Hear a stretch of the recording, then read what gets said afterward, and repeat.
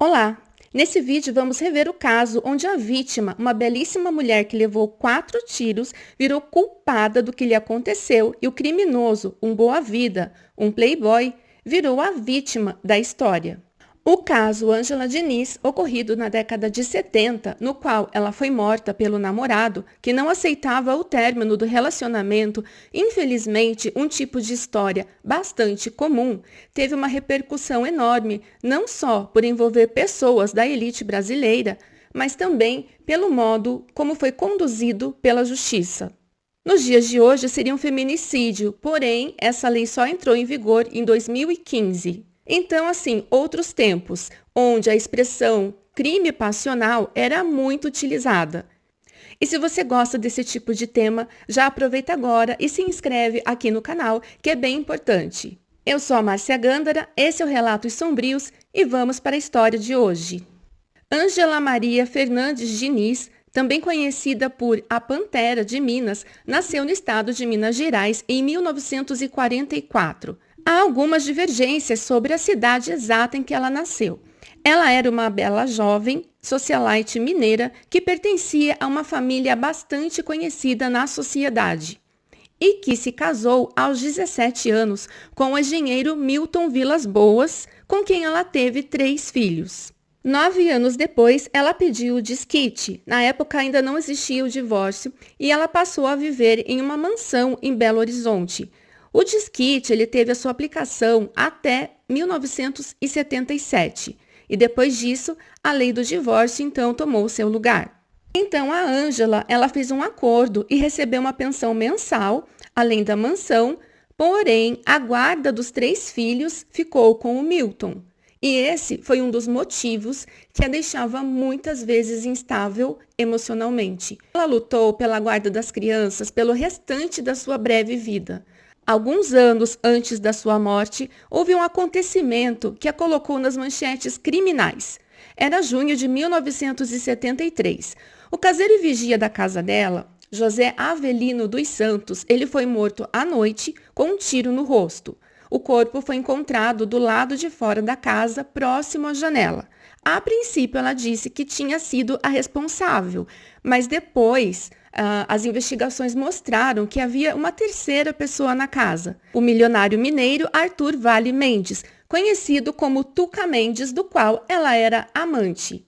No depoimento, ela disse que assumiu a culpa para proteger o Tuca, pois ele era casado e o relacionamento dos dois ainda não era de conhecimento geral. Então, o Tuca contou que havia visto um vulto do lado de fora da casa, foi verificar o que era e a pessoa o atacou e por isso ele reagiu acabando com a vida do caseiro. Na verdade, as circunstâncias reais do acontecido, elas nunca foram esclarecidas. Mesmo assim, ele foi condenado a 2 anos de prisão, mas cumpriu a sentença em liberdade. E devido ao escândalo causado pelo acontecido, a Ângela e o Tuca, eles se separaram.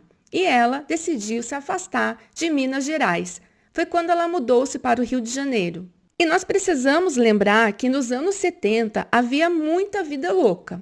Praticamente em todas as festas da alta sociedade haviam substâncias ilícitas de vários tipos, além das bebidas alcoólicas. As mulheres estavam começando a ter uma visão diferente das coisas, a não serem tão submissas aos maridos.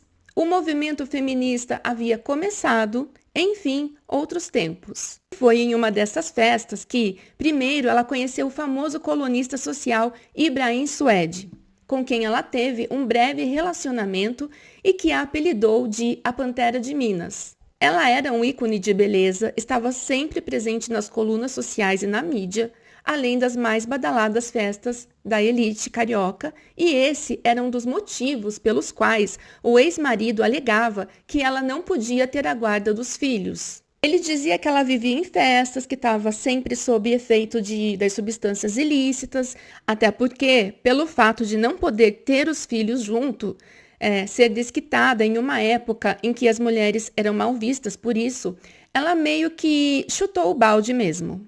Ela não estava mais se importando com o que falavam ou deixavam de falar. Acho até que, pelo temperamento dela, na verdade, ela nunca se importou. Ela era uma mulher realmente à frente do seu tempo e que horrorizava a sociedade conservadora. Sociedade essa muitas vezes hipócritas, vamos combinar, né? Vamos dizer assim. E aí aconteceu outro evento negativo para a imagem dela. No Natal de 1974, a Ângela, ela foi visitar os filhos em Belo Horizonte. E, ao voltar para o Rio de Janeiro, ela decidiu levar a filha junto, sem avisar ninguém. O ex-marido, então, deu queixa de rapto e, mesmo a Ângela levando a menina de volta uma semana depois, o Milton manteve o processo e ela foi condenada a 6 meses de prisão por rapto da sua filha. Só um parênteses aqui, as pessoas confundem muito. Rapto é quando a pessoa não pede dinheiro em troca. E sequestro, sim, o objetivo de um sequestro é dinheiro. Bom, já em 75, por meio de uma denúncia anônima, ela foi presa sob acusação de esconder mais de 100 gramas de um dos tipos de substâncias ilícitas que existem, que estavam na sua residência. E para responder ao processo em liberdade, ela admitiu ser viciada em drogas. Na verdade, ela não escondia que usava, né? Ela dizia que ela precisava desse tipo de substância para não ter que tomar remédios. Essa substância, inclusive, é até liberada em alguns países, é que eu não sei se eu posso falar o nome aqui, mas começa com má e termina com onha. Então, acho que vocês sabem. A vida dela, então, ela já era bem conturbada, quando em 76 ela foi a uma festa acompanhada pelo namorado, né, o Ibrahim, onde ela conheceu a pessoa que tiraria a vida dela de maneira tão abrupta. Ela conheceu o Raul Fernando do Amaral Street, mais conhecido como Doca Street, e que na época ele estava casado com uma mulher de uma família milionária, a Adelita Scarpa. A festa, inclusive, foi na mansão deles. Ele tinha até um filho com a Adelita, além de outro mais velho de um relacionamento anterior. E é bem importante que eu fale também sobre ele para a gente poder refletir aqui algumas coisas depois. Nessa festa, movido a tudo que eu já mencionei antes, eles acabaram se envolvendo intimamente, se é que me entendem, e passaram a se encontrar às vezes. Ele trabalhava na empresa da família, da mulher, e viajava bastante, então não era difícil deles se encontrarem. Um dia a mulher dele descobriu, cerca de 2 meses depois, e o mandou embora praticamente com a roupa do corpo.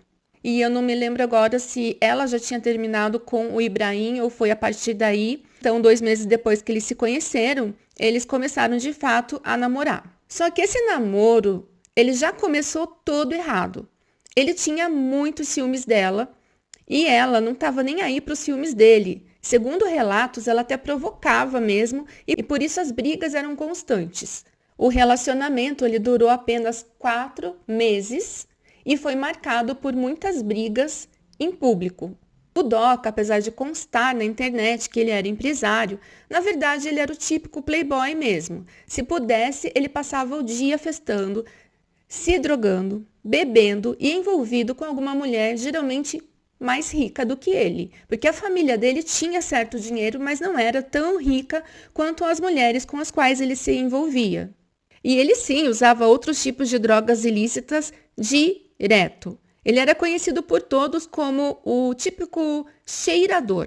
Então, o que acontece aqui é o encontro de 2 pessoas bastante problemáticas, onde tudo já indicava que as coisas não acabariam bem. A liberdade com que ela levava a vida incomodava o Doca e toda aquela sociedade conservadora da época, que eu mencionei, que não admitia que uma mulher pudesse ter o controle ali do seu destino e escolher com quem se relacionar. Um dos refúgios dela era uma casa alugada na Praia dos Ossos, em Búzios, no litoral do Rio, que na época era frequentado por muito menos gente, geralmente pelas pessoas mais abastadas. Essa casa dela diziam que era o local onde todos se reuniam. Era o point ali, a casa dela, para ficar bebendo, jogando e consumindo as tais substâncias ilícitas. Uma das pessoas que passou a frequentar essa casa era uma alemã chamada Gabriele, e é bem importante aqui eu contar sobre ela um pouquinho. Ela vivia de fazer artesanato e no fatídico dia 30 de dezembro de 76,